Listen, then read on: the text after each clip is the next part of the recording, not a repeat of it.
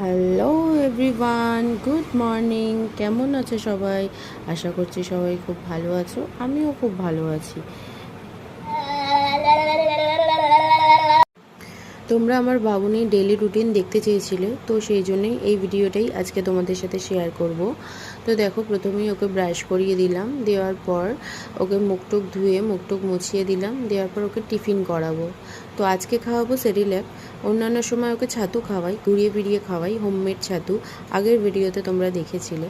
খাওয়ানোর পর ওকে জামা কাপড় আমি প্রতিদিনই চেঞ্জ করে দিই, রাতের যেগুলো পরে থাকে। তো চেঞ্জ করাতে গিয়ে দেখলাম পাউডার শেষ হয়ে গেছে, পাউডার পাফের মধ্যে পাউডার ভরতে হবে।